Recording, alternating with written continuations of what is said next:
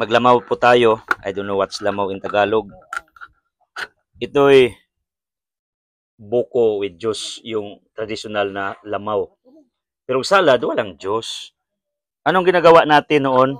Lagyan natin ng gatas. Tulad nito. Okay. Tingnan nyo. Wow. Then, pagkatapos nito, lagyan natin ng biscuits or sopas. Yan kasi ang ating kasanayan. Ibang practice to. Ang iba, lagyan ng soft drinks. Ito. So, ganito lang. Lagay natin. Okay. Pwede ito. Tsaka, ito, lagay natin. Okay.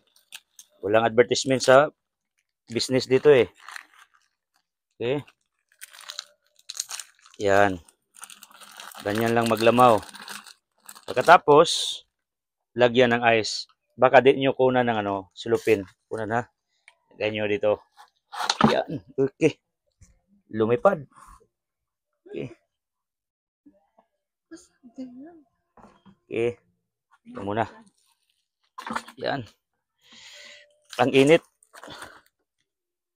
Ano sa pagkaya nyo ang ice? Init or malamig? Yan. Okay. Yan.